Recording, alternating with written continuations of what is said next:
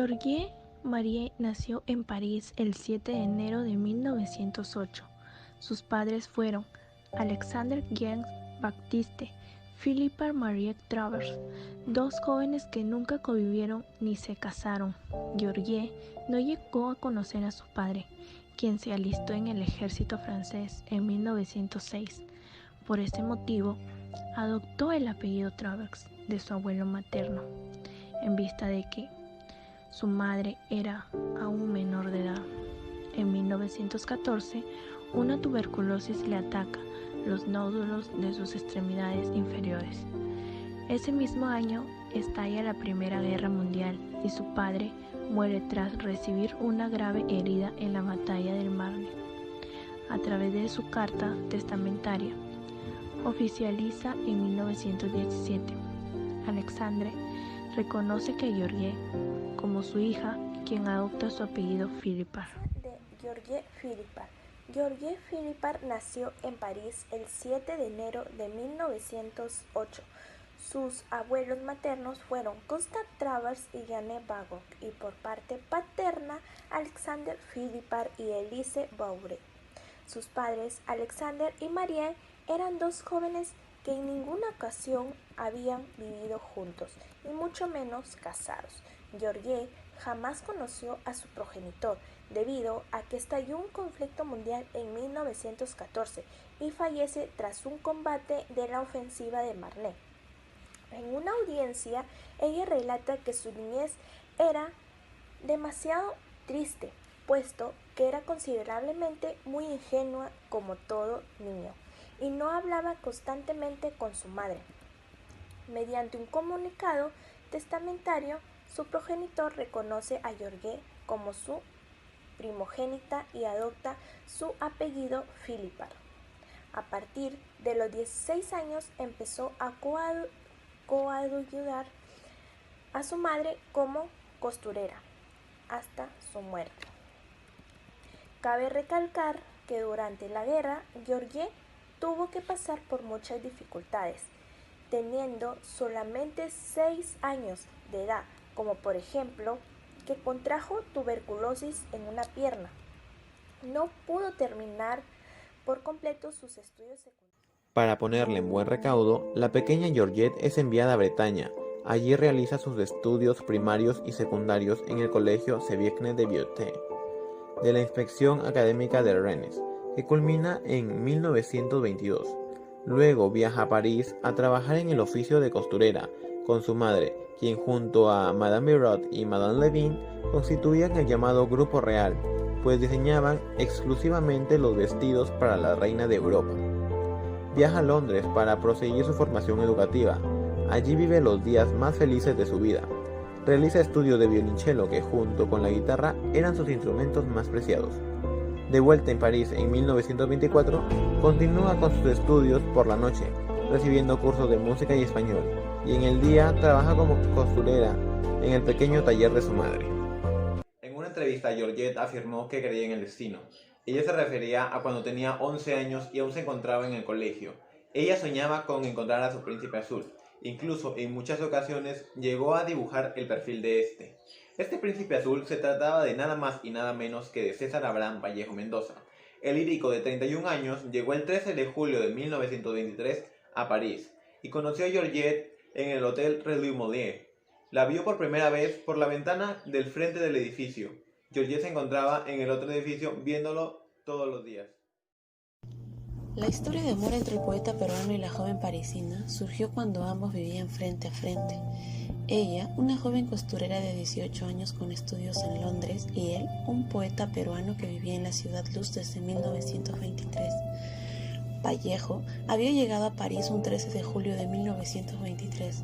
Residía en la calle Molière, donde descubrió a Georgette a contemplarla desde una ventana ubicada al frente de su habitación. Georgette afirma: desde mayo de 1926 recién conozco a Vallejo, solo de vista, pero nunca nos hablamos, y ni siquiera buscaba entablar una conversación. El 12 de noviembre de 1928 muere la madre de Georgette a los 40 años. Vallejo le brinda sus condolencias y le propone iniciar una vida juntos. El 11 de octubre de 1934, después de 6 años de convivencia, la la pareja contrae matrimonio civil en la municipalidad del distrito 15 de París. Marie Travers, la madre de Georgette, siempre se opuso al romance con el poeta, pues este no ofrecía una seguridad económica para su hija. Tras la muerte de su madre, Vallejo le ofrece sus condolencias y le propone una vida juntos. No es hasta el año siguiente, en que Georgette recibe su herencia, decide convivir con Vallejo. Henriette, una exnovia de Vallejo, al enterarse de esta noticia, decide confrontar a Georgette y ésta le hace la entrega de una cuantiosa suma de dinero con tal que desaparezca de sus vidas.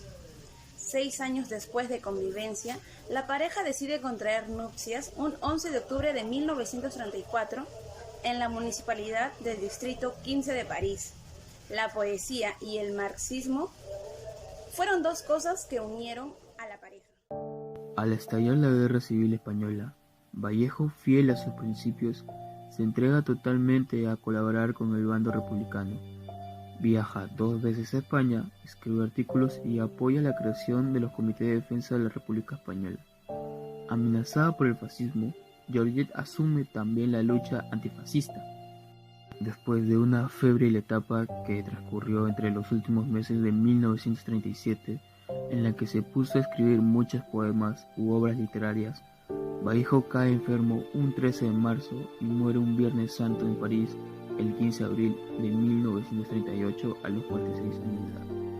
Georgette le cede su espacio en la tumba familiar en Monjou. En 1939, un año después de su muerte, edita y publica Poemas Humanos, la obra poética completa de su esposo, junto a Raúl Porras Barrenechea. Vallejo murió a los 46 años el 15 de abril, un Viernes Santo, no un jueves como había vaticinado en el poema Piedra Negra sobre Piedra Blanca. Su vida no solo estuvo marcada por la poesía, sino también por la originalidad, compromiso político y lamentablemente también por el exceso de reconocimiento y hasta la mezquindad. Hasta antes de su muerte, Vallejo solo había publicado una gran parte de sus obras. Las dos más representativas fueron Los Heraldos Negros y Trilce, poemarios reconocidos a nivel mundial, pero en que en su momento fueron rechazados por una parte importante de la crítica. El resto de sus escritos fueron publicados de manera póstuma, y es de ahí donde entra la escena de Georgette Philippard, la principal responsable de que muchos escritos de poema peruano no queden en el olvido. Tras su muerte, dedicó sus esfuerzos para lograr que la obra literaria del poeta peruano se convirtiera en un bien universal. Georgette emprende un viaje a Perú, donde en 1951 llega al puerto del Callao y es recibida por Raúl Porras Barrenechea y Sebastián Salazar Bondy, entre otros. En Lima empieza una incesante lucha por hacer respetar la vida y obra de Vallejo. Su celo al respecto es muchas veces incomprendido. Su mal carácter y sus arrebatos hicieron que se le considerase una persona intratable. En 1970, luego de años de trámite, Georgette logra trasladar los restos de Vallejo al cementerio Montparnasse, un epitafio que se lee: ha nevado tanto para que duermas, haciendo alusión al tiempo que tardaron las gestiones. ¿Cuándo y por qué motivo Georgette vino a nuestro país? Georgette vino al Perú en 1951. Llegó principalmente para publicar la obra de Vallejo en el Perú. Fue algo grandioso que alguien haya querido tanto a Vallejo incluso después de su fallecimiento. Para ella, el lugar más propicio para publicar la obra del poeta era su propia tierra. Georgette había recibido apoyo de Porras Barrenechea y a través de él recibió una pensión por parte del Congreso. Sin embargo, a cambio le pidieron los manuscritos que había dejado el poeta, pero ella no aceptó, así que le quitaron la pensión. Entonces tuvo que vivir de la publicación de las obras del poeta. Hay que tener en cuenta que Georgette vino al Perú y no regresó nunca más a Francia. En el año 1937, Vallejo había visitado con ella el cementerio de Montparnasse, y ahí expresó su deseo de descansar en ese lugar. Cuando Georgette se dedica a promocionar las obras de Vallejo, exige un 10% de las regalías, y uno de los fines era ahorrar para trasladar los restos de Vallejo a ese cementerio. Ella no recibió ningún apoyo ni de Perú o Francia, y eso es lo más loable. Tras la muerte de su esposo, Georgette Philippard comienza un viaje a Perú, en el cual llegaría el 6 de mayo de 1951. con el fin de difundir y defender los manuscritos de su esposo. En 1978, Georgette Philippart, a sus 70 años, cae fuertemente por las escaleras de su domicilio, lo cual le generaría graves secuelas. Pese a los acontecimientos, es internada en la Maison des Sants, clínica de la Sociedad Francesa, la cual le brindaría atención gratuita. Aún en su terrible estado, continuó luchando para que los restos de Vallejo no fueran removidos, expresando estas razones. Porque en su tierra le dieron de palos, lo maltrataron, y yo soy obediente a su voluntad. El día 3 de diciembre del año 1984, la parisina a las 5 de la tarde entra en estado de coma, teniendo un estado de parálisis a la mitad de cuerpo y sufriendo severas complicaciones en el sistema respiratorio, ataques renales y padeciendo un edema pulmonar. Sus últimas horas las pasó bajo una carpa de oxígeno. Falleció al amanecer del día 4 de diciembre del año 1984. Según la prensa, el entierro de Georgette Philippart fue muy solitario. Recalcar también que su vida y obra apenas empieza a ser difundida. Georgette Philippart, un ejemplo de mujer, la cual defendió a César Vallejo hasta sus últimos días y sus últimas horas. ¿Cómo fueron los últimos días de Georgette en Perú?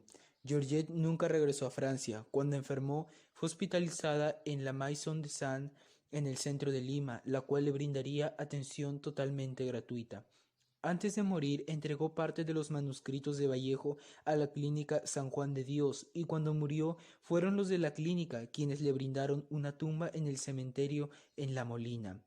Su entierro fue prácticamente solitario, según la prensa de esa época. Apenas fueron algunos niños de la clínica, la actriz Delfina Paredes, sus representantes y el sacerdote. Nunca asistió nadie del Congreso, nadie del gobierno, ya que estos personajes consideraban a Georgette Philippart como una mujer no grata, y así fue como la parisina Georgette Philippart terminó sus días en Perú, demostrando siempre hasta el último minuto de su vida el gran amor que le tuvo a César Vallejo. La francesa Georgette Philippart tenía tan solo 30 años cuando quedó viuda, pero preservó para la posteridad una de las obras literarias más importantes escritas en español, el legado de su marido, el poeta peruano César Vallejo. Sin embargo, esta mujer, nacida hace 112 años, debió sufrir 1000 penurias, y su lucha tenaz, incluso furiosa, por proteger el legado del autor de Poemas Humanos y España aparta de mí este cáliz, ¿quedó casi en el olvido o fue denostada? ¿Por qué los peruanos debemos conocer y valorar a Georgette? Porque además de ser la esposa de César Vallejo, fue fundamental en la programación de su obra, ya que ella fue quien lo acompañó durante los últimos años en París. Porque ella estaba muy enamorado de él, tanto como él de ella. Era un amor recíproco. Creo que sin Georgette, Vallejo no habría tenido algunos momentos de tranquilidad en París. Sin Georgette tampoco hubiéramos conocido la obra póstuma de Vallejo. Tras la muerte del poeta César Vallejo, y gracias al apoyo de Raúl Porras, se logra publicar Poemas Humanos y posteriormente el resto de las obras. Pero no solo queda ahí. Georgette también se encargó de difundir el pensamiento e ideales políticos del escritor, porque también fue una de sus biógrafas. Muchos trataron de soslayar el marxismo de Vallejo, pero Georgette no. A su misma vez, Georgette fue una defensora y defendió todo lo que Vallejo había publicado. La voz de Vallejo fue muy cuidada por su esposa.